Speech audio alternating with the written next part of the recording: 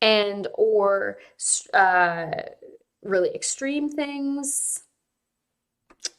Let me double check.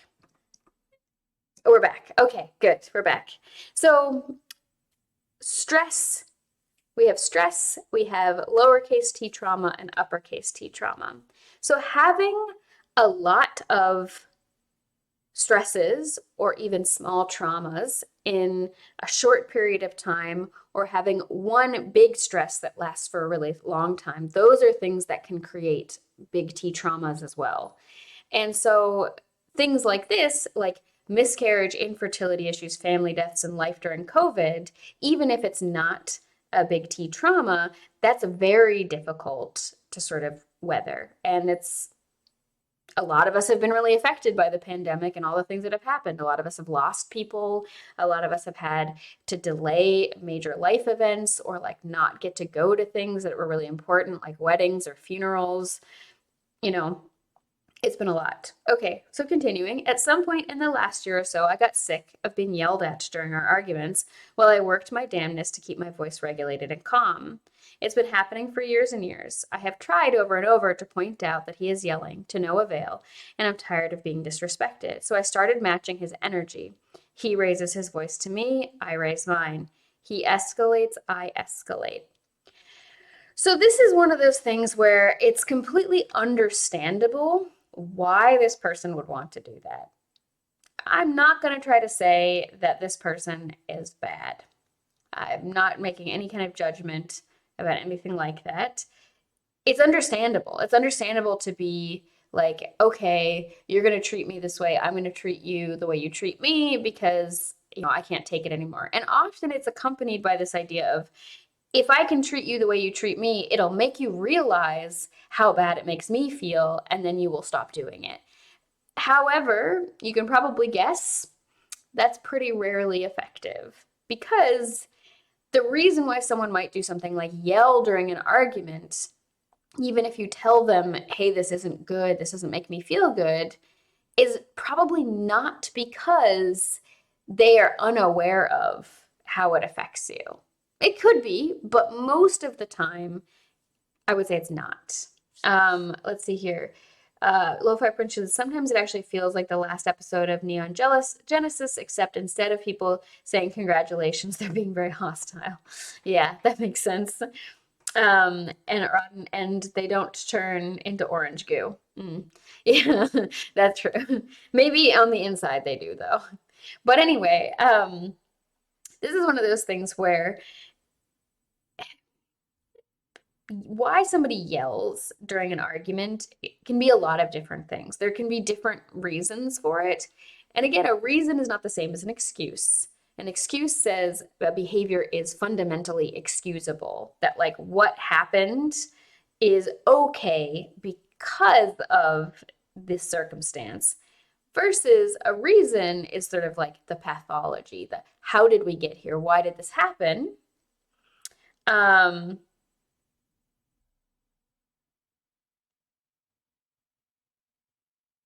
Okay, Stream Elements is now live. Confusing, but anyway, sorry.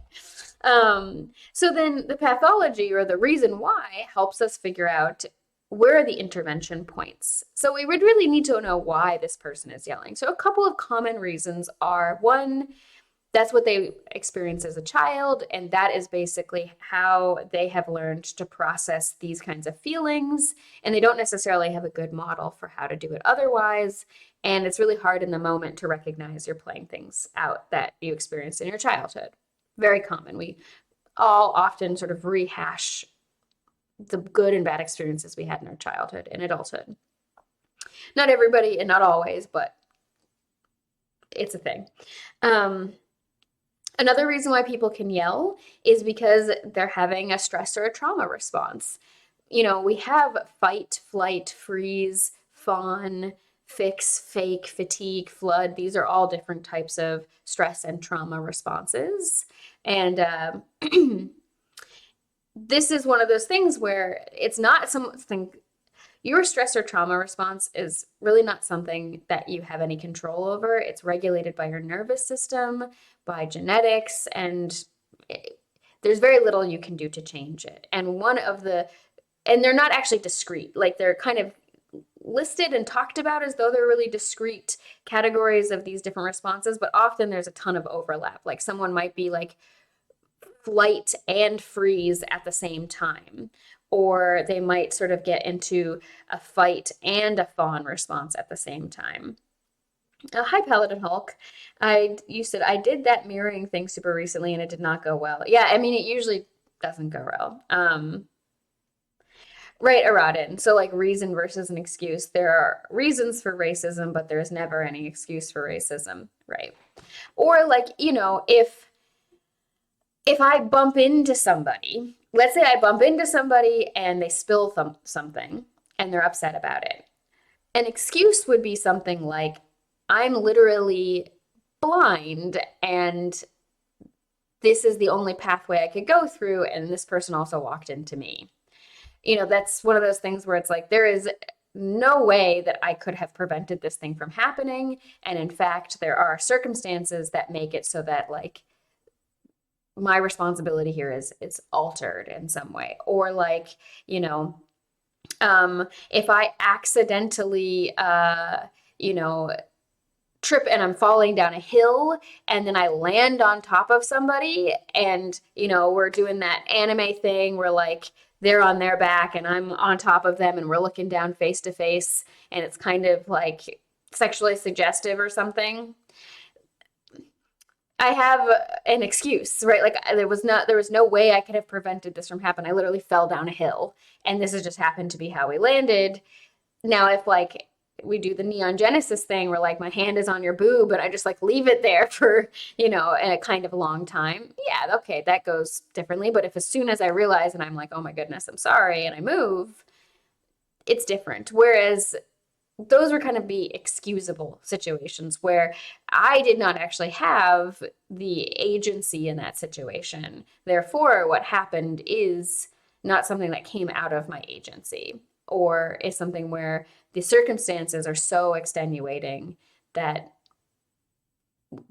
we can focus on the impact that something had, but like where we sort of locate the origin of the problem is not sort of within the actions of one person.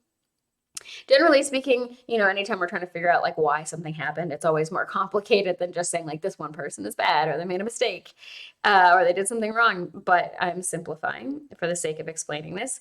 Whereas a reason is much more like, okay, I, overate junk food and now I have a really bad stomach ache because I can't really eat junk food to begin with because I can't process fructose, but and I know that, and I would want to figure out how do I prevent this from happening again. So I would need to look at what were the things that brought me to this point that I engaged in this behavior that I don't want to do, that has some negative impact. Like I get really sick if I eat really any junk food or many certain fruits or like soda or candy or any of that. Like it all just, I can't process fructose. It makes me feel really ill. So and every once in a while, I'll like basically be really upset or really stressed out, and there'll be like a candy bar there, and I'll just be like, whatever, I'm just going to eat it because it's going to make me feel better temporarily. And so this would be the reason I would need to figure out like what is going on, what is the chain. And this is called chain analysis, basically, in clinical psychology, is like my thoughts, my feelings, and my actions all affect each other. What's the set of things that led me to this behavior I want to change?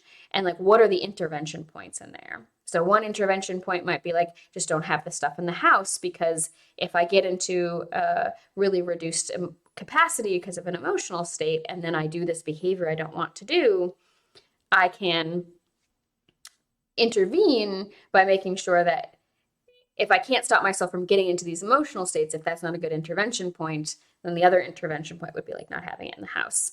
Versus something along the lines of,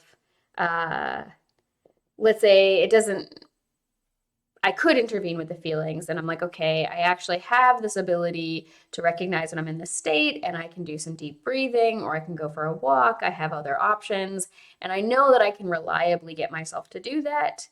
And so I'm okay with keeping this kind of thing in the house for when I want to enjoy it, not in a way that's going to make me feel ill afterwards. Therefore, I mean, for me personally, that's never, it literally always makes me feel ill. I can't digest like really any fructose. But yeah, so this is the difference between a reason and an excuse. I hope that's good. Aradini said, like, people that know that dairy will upset their systems, but they really like that one specific thing with dairy, so they still eat it knowing what the outcome will be. Yeah, it's very similar. But the thing is like, is that a problem behavior? And basically, to me, the question always comes down to is like, is this internally consensual? Am I making this decision with enough capacity and information and understanding, and it's within my boundaries? Like there, I love dates, for example, not the activity, the fruit. I love them very, very much, especially medjool dates. Like they're just so good. Every time I've gone to the Middle East, I have to buy them because they're so good and they have a ton of fructose in them. I can't even eat one without it giving me a stomach ache. And every great once in a while, I'm like, they're so delicious, it's worth it. I'm going to eat a whole bunch and then I'm going to feel bad for a couple of days, but it'll be fine. It's worth it. And that's one thing. That's me saying, you know, like the pleasure I get from this experience is worth the negative outcome. Versus if I'm like just emotionally dysregulated because I got a stressful email and I'm like stuffing my face with Snickers and then I feel like shit from the rest of the day and I can't get the rest of my work done because I feel like, you know, it's so bad. There's a difference there between like, is this sort of within my own boundaries with myself? No. If I'm doing something in a sort of impulsive way that's really harmful to me, it's not likely going to be a internally consensual activity. Anyway, so the idea here is we would want to know really why does this person shout? So it could be that they're really emotionally dysregulated. It could be that it's all they know from childhood and they don't know other ways of doing things. And it could also be that they have learned that shouting gets them what they want. And this is one of those other tough things where it's really hard to change somebody's behavior, even if you tell them, hey, this behavior is bad for me, if it still produces the outcomes that they're looking for. And it's not because people are assholes and don't care about things. It's basically because most of the time it's hard for us to even recognize when we're doing problem behaviors unless there's like an immediate negative outcome of it. And so this is one of the things that's tough for me with fructose is because it doesn't make me feel bad as literally as soon as I eat it. Like there are certain foods that, you know, if the second you put them in your mouth, they're going to get sick. That's not what it's like. It takes a little while. It has to get into my gut. So after it's in my stomach, it has to get into my gut and then I don't have the liver enzymes to properly break down fructose. And so then it starts to ferment and it takes a little time. So this delay is why it's very hard for me to change that behavior as much as I would like to. And so this can be one of those things where saying this is going to slowly degrade the quality of our relationship is not necessarily going to be enough of an alarm bell for everybody to really understand. Or saying, hey, this makes me feel like crap, it might be like, okay, yeah, I'm sorry it makes you feel like crap, but it's like the tool we need to get through this thing or whatever. Just like there are lots of things we have to do in life, they make us feel like crap, but they have, so it's complicated. We need to know why. Okay, so let's continue. As you could probably have predicted, this just ends in shouting matches over issues that aren't that big of a deal and hurt feelings all around. So this also comes down to, in any given situation, we need to remember, like, what is our actual goal? Is our goal to win the argument? Is our goal to get what we want? Is it to maintain the relationship, or is it to maintain self-respect? Remember, there's usually 3 possible goals in any interpersonal situation: getting what we want, maintaining the relationship, and maintaining self-respect. Most of the time, these things are in harmony, but sometimes they're not. And in a lot of things like life partnerships, the goal is often, or should often be, maintaining the relationship. We don't want to degrade these relationships, but we can get stuck on getting what I want, and what I want is to win, to feel satisfied at the end of this argument, to feel like I was heard. And so we act differently than we might otherwise. And this person then says, I feel stuck because I'm not going back to being disrespected anytime there's a disagreement, but I hate these fights. My husband is a good man. He just learned some toxic behaviors growing up. So there we kind of know some of the pathology of this. So this is sort of like something that he's got ingrained from childhood. So you're going to need to do sort of behavior replacement things. Now, if this isn't like a trauma, like it's different if this is sort of childhood trauma and like he's getting triggered by arguments and kind of going into fight mode. But if this is what he's learned, you're going to have to replace this behavior over time. And one of the ways you can do that is making it so it doesn't get him what he wants anymore. And one of the ways we can do that is through boundary setting. Boundary setting is not, I need you to stop doing this behavior. Boundary setting is, if you start yelling at me, I will leave the conversation and no longer engage in it with you. And I will not come back to it until you're ready not to yell at me. That is a boundary. A boundary is saying, if you do this, here is how I will remove myself from this situation. Here's how I am going to create distance between me and this thing that I don't want to have happen, right? If you talk to me like that again, I'm going to hang up the phone. You know, a boundary isn't telling your, you know, if you're a boss saying to your employee, you need to do better. A boundary is saying, hey, if you don't get these numbers improved by the end of the year, I'm going to give you a bad performance review. You have to actually complete the sentence. And this is not to say that it is on this person to fix this, right? It's not to say that this is on this person to fix their husband's behavior. That's not at all what I'm saying. And I'm saying for them and this aspect of being disrespected, what they want in this, they also have the goal of maintaining self-respect and maintaining their experience of being respected. The way they can get that is through boundary setting. Right? Good boundary setting and removing yourself from the situation. So for this person's main goal of, I don't want to go back to being disrespected, they can't control what their partner does. They can only control what they do and the boundaries they set and the when and how they walk away from a situation. And so here, you know, it's one of those things where that's where they have. And continuing, so my husband is a good man. He just learned some toxic behaviors growing up, as did I, and we were having to unlearn them as adults. We've done couples therapy before, and it was good the first time. The second time was awful, and we quit after 3 sessions. But maybe it's time to look into that again. So yeah, this is one of those things where therapy is not always useful for behaviors that are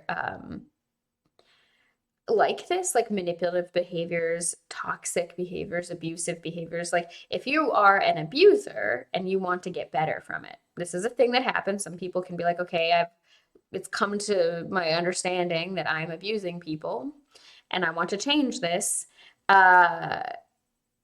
Therapy is actually contraindicated most of the time. It does not tend to, at least according to most of the research that I've read, it doesn't actually tend to produce good results. In fact, it may reinforce, because of the modality of therapy and like its sort of goals is not to sort of help you with a targeted behavior by saying, hey, this behavior is bad and you can't keep doing this. It's more about like helping the person build internal esteem. And that might help with some of these things, but it's unlikely. So basically, this one, I thought I was going to talk about it for like 10 seconds, and it turned into 43 minutes because there's a lot going on here that has to do with consent, both internally and externally, between people, and then over time also. And yeah, it's one of those things where if someone is behaving non-consensually towards you, it might feel gratifying to behave non-consensually back towards them. But most of the time it's not actually. It's more gratifying in the like thought experiment in your imagination, or like maybe in the first instance of the moment. And then a lot of the time it actually makes you feel worse in the end. And I agree, everybody's saying emotions are hard. Absolutely. And yeah, deceptive mirror, individual therapy, I think would be more helpful. I would definitely say for this man, it would need to be individual therapy that was very targeted at, we want to change this behavior of yelling. We can maybe use cognitive behavioral therapy tools to sort of isolate, you do some chain analysis, figure out what's going on. Can we replace some of these behaviors with other things? Can we, are there intervention points that we can find to make it so that you don't get to that spot? Yeah. And you're right. They have a lot to unpack it for their own selves and work on before they do it as a couple. Um, yeah. And the thing is Araden, you asked earlier, and it says, like, does the husband recognize that yelling is a toxic and bad behavior? And it's one of those things that if this is a stress or a trauma response, if this person gets very triggered by disagreement, or like, I know people who get very triggered by their fear of, like, there's some men who will get very controlling over their spouse or their children, because they can get afraid of other men getting angry at them or disappointed in them or judging them.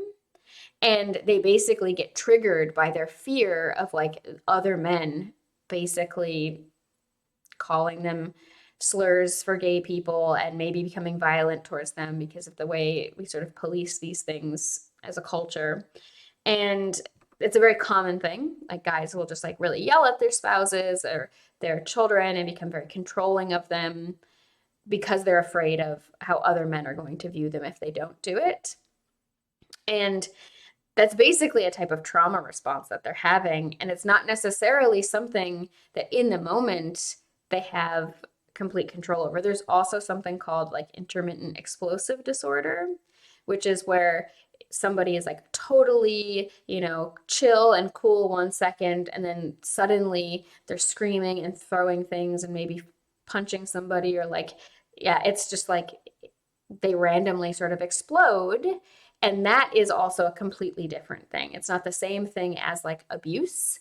Even though the impact on the people around them may experience it as abuse, it's not the same sort of cyclical pattern, and it doesn't have the same pathology, because most of the time abusers do not do these things in public because they know if they committed abuse in public, it would be unacceptable.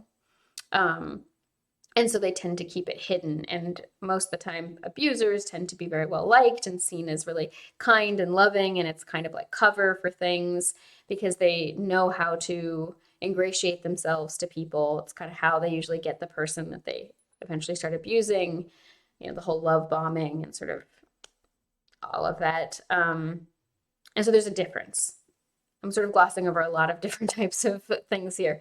But this is one of those things where, if I were in this situation, how I would approach it is not trying to fix my spouse, not trying to behave non-consensually back towards them because it's not going to make me feel good. It would be, I'm going to set boundaries and say, hey, I'm not going to accept it when you yell at me. If you start yelling at me again, I'm going to leave the situation. Whether that's I walk away from you, I go to my room, I just start watching TV, I put my headphones on, I literally physically leave, or I, go stay with my friend, or I stay with my mom, or whatever, however that looks to this person, until you're willing to talk to me about this thing and not yell. Because that's what this person actually has power over in this situation, themselves. Okay, let's move on to the next one. This one, we've been talking a lot about family. It's what I really want to focus on. This one here is, am I the asshole for no longer calling my parents mom and dad and instead using Mr. and Miss? And Araden, you said true. I guess I was thinking along the lines of, you can't help or fix something until they recognize that it is a problem. Yeah, I mean, they have to, but you can't make the person do that either, right? Like, the only thing you can do is set a boundary and then keep your boundaries. Really. And this is assuming that this situation we're talking about isn't actually, like, violent or dangerous. Okay. So 31-year-old woman, adoptive parents. They love me unconditionally compared to my bio parents, but as soon as my younger sister, 28-year-old woman, their bio daughter, came into the picture, they started leaning towards favoring her. They still treat me well, don't get me wrong, but they have their moments, especially on holidays. For Thanksgiving, my parents wanted someone in the family to host Thanksgiving dinner because they were dealing with health problems and cannot commit. I volunteered and said that I'd gladly host dinner on Thanksgiving, but my mom replied and said that my sister will do it. I asked why, and after pressuring her, she said that she's the bio daughter, so technically she's family. I asked if I wasn't family, and she said she and my dad said it's complicated. I was livid and hurt. I decided that after this, I will no longer be calling them mom and dad. Yes, they're nice to me, but I decided to just start calling them Mr. and Miss. So when they called, I referred to them as Mr. and Miss. When they visited, I still used Mr. and Miss. The reaction was to just stare in confusion. But the straw was last night. We were eating dinner, and I turned to Dad and said, Mr. Clarkson, won't you pass me the salt, please? Dad looked stunned. Then I said, Mr. Clarkson, do you need help with the oven? Or Mrs. Clarkson. She snapped and asked what the hell that was about, and I told them that since they don't see me as family, why bother calling them mom and dad? She and dad were furious, saying it was petty and childish. My sister and her partner were laughing at this. The argument got louder, and I had to go leave. I said goodbye, Mr. and Mrs. Clarkson, on the way out, which made my dad snap. He and my mom kept calling me nonstop. My husband had no idea what was going on, and he asked me what the deal was. And when I told him, he agreed that it was childish and that I could have gotten the message across in a more mature way than this disrespect I'm displaying. Am I the asshole? They're mad as they can be and are begging me to stop, or else I'll ruin Thanksgiving when I start doing it in front of other relatives. Info, I have not done this in public. I would not do it. I only did it in their home or my home. And I think this is a very interesting situation. I don't necessarily know that I agree with the idea that it's petty, because I think that whether or not it's petty completely depends on this person's intention, which we can only know if they tell us. And as far as I can tell, from what this person wrote, they were not intending to be petty. They were intending to say, this is a boundary. Like, if you don't want to have this relationship with me, if you don't actually consider me family, and you're going to have a preference for your biological child over me, your adoptive child, and you're going to communicate to me very clearly that you see us as fundamentally different from each other, then I'm going to, our consent framework with each other, our relationship framework is changing, and I'm going to respond to that in the way that I feel comfortable with. Now, these people have a right to decide how they would like to be addressed, right? Like, it's similar to saying, like, you don't just, use somebody else's name for somebody. But this person, this original poster, can also say, if you don't see me as family in the same way you see your biological daughter as family, I am not going to refer to you as mom and dad. So tell me what you would like me to call you instead. Perfectly fine. And it's true, the parents are the ones that set this in place. And so this is one of those things that's really tough. Having preference for one child over another is already something that's difficult. There's some writing out there that's kind of said that, like, every parent who has multiple children has different children they like more than the other at different times, and this is very normal, and it actually can sometimes be beneficial for the child in order to push themselves in some way to win their parents' approval. I don't necessarily know that I totally agree with that, but this is different even than that, right? This is not like being happy that this one kid is doing so well in school while the other kid is not, and trying to encourage them to do better by laying on the praise to the kid who's doing well. I actually don't think that really works, but maybe it does for some people. But this to me is really taking it a lot farther, especially, there's special moments on holidays, and saying, okay, having the sister do it instead because technically she's family, and that it's complicated. Yeah, I agree, Rod, and I would really like to know what complicated means. And being hurt is, it's is this coming out of nowhere? Yeah, Krillin, I think I don't have totally formed opinion on competition yet. Um, Deceptive Mirror, the part that gets me is they loved me unconditionally compared to my bio parents. Right. I mean, this is one of those things where this is definitely going to be related to, you know, some kind of difficulty from their early childhood, whether it's trauma. It sounds like it to me. It might not be an uppercase T trauma, but it's still something that lingers with them. So I guess that technically it would be. Because the difference is often like, does it have a lasting impact or not? And the fact that, this person really feels this way about comparing how their biological parents were just like not great, and then their adoptive parents were, and then there's this new information. This is really difficult. And I'm really sad for this person that their spouse is also like, this is childish and petty. And I don't know, expecting this person to be like more mature, you know, I don't know. I don't know necessarily how I feel about this. Hey, Critwitch. All right, so then looking at this, let's see what a couple of people have to say. This first person says, not the asshole. I'm sorry this happened to you. When you sign up to adopt a child, you sign up to treat that child as your own. I totally agree with this. I feel so bad for you, and I would stand my ground on this. Good luck, OP. I hope everything works out.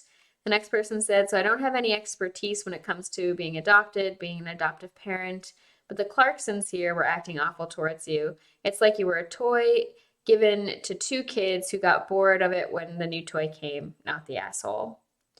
Not the next person says, not the asshole. There's nothing complicated about it. You're either family or you're not. Um, and your family, so them favoring your sister is dumb, or let's just say foolish. Was calling them Mr. and Mrs. Petty? Yes, but it's understandable. Next, petty, yeah. A little childish, sure. Unwarranted given the situation? Absolutely not. What they said was beyond cruel and uncalled for. So people are pretty, it seems, in agreement that this person is not the asshole here because, you know, of all these reasons listed. And I think, yeah, it's really sad. All right, so let's do one more, and then I'm going to need to run to another meeting. Let me just double check. Yeah, okay. I can do one more, and then I need to dash to another meeting. So let's see. Let's pick a fun one. There's lots of ones that I was like, ah, oh, these are all so good. Um, Sibling relationships are good. Okay. Am I the asshole for asking my brother to stop saying that he is helping me? I, 29, am a single mother, financially stable, also helping my parents with money. My brother, 39, always says to his friends and to everyone he knows that he's supporting me and my kid, and also the parents, and that all of us live on his expense. I have my business, and I am proud of myself. I don't like that all of our common friends think that he's supporting me. A few weeks ago, we were going together with him and our parents, and he brought it up again like he's helping me, and it drove me nuts. We had a big fight. He called me a bitch for asking him to stop telling everyone he's supporting me and my child financially. Am I the asshole? So, this one, I would definitely say no, not the asshole. Um, you do not have to participate in someone else's lies about you. Right. Is he helping them financially? Is a question, like, why is this person wanting to say this? Why do they have this impression that they're helping financially? Is there some kind of thing? Yeah, also deceptive. Why does this read like he's the other partner in a relationship and not the sibling? Yeah, it's very strange. So let's look at what some people say. Uh, yeah, I think you have this. I don't actually agree with this, but it's funny. I think you have this backwards. Instead of getting mad at him saying he's supporting you financially, you should have him actually live up to what he's saying. Tell him $500 or you'll tell everybody. Yeah, send your brother the bills for next month to pay for. Let him live up to his words. Better yet, send the bills in the family chat saying thanks, brother. And, I think that this is not actually the way to handle it. And the OP is saying he just wouldn't pay. Um, and, I think that part of our definition of autonomy is that you have the right to decide what's best for your mind, your body, your spirit, your information, and also your story. And so if someone else is telling your story for you and they're actively lying about it, that is incredibly non-consensual behavior. If someone goes around and telling active lies about you, there's a difference between like you and I were in a situation together and we had completely opposite but equally valid experiences of the same situation. That's completely possible, right? It's a very common thing. We might be in a conversation together. You ask me some questions. I feel like they're not in good faith. I think you were an ass. You think I'm like too sensitive. Those are both our experiences of the situation. And there's not like a one, truth of who of us is right. We both just had different experiences of each other.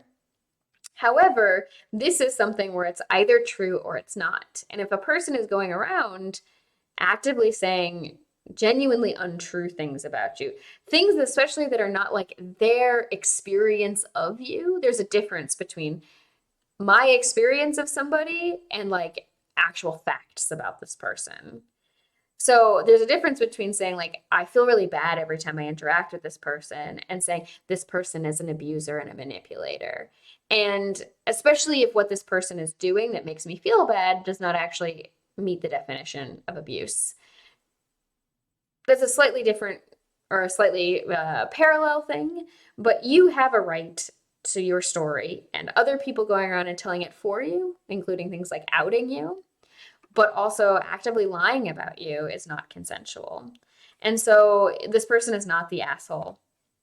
Not at all, not whatsoever. Because if this is true, if what this person has written here is the honest report of the situation and the brother is genuinely not supporting them, if there's not a situation where like they share an apartment complex and he manages it and she doesn't pay rent or something, like it's strange, but yeah.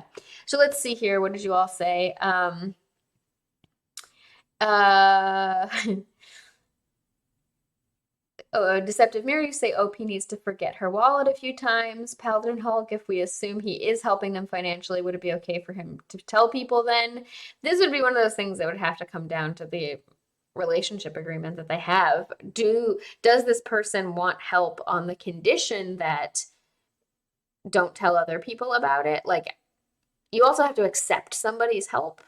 And if you say like, okay, I would gladly accept your help, but I, really don't want to tell people about it, but the other person really does want to tell people, since it's both of your story, you would have to negotiate on like who you can tell, how you can tell them, and like when and why. But that would have to be one of those things that, because it's both people's story, would need to be negotiated, I think. And then Aradin, I kind of read this as a self-esteem issue, and he enjoys the praise and regard of others. That's, what I assume. But it's also, I try not to, it's easy to make a lot of assumptions, and it's always tough, as we talked about with a lot of these scenarios, because we only get one side. But I still think it's a good exercise. Deceptive Mirror, you say you agree that the brother wants to be admired. Aradin, I wonder if the brother was the favored child and that's why he is believed and she isn't. Yeah, let's just see if there's anything else. OP has said, this person asked, so to be clear, he's lying to get people to think he's a good person, or in that case, not the asshole, your brother is weird. And the original poster says yes. And then the replies are, just start telling people the truth. That's the only way he's going to stop, since he's clearly delusional. Might not be delusional. There are lots of reasons why people will lie about things like that. The next person said, I think that's where you reply with, I'm sorry, did you wire me money that I didn't get? How much did you send? I checked my account. I haven't ever received anything from you, etc. If he says it in public, say like emotionally or what, in a thoughts and prayers way.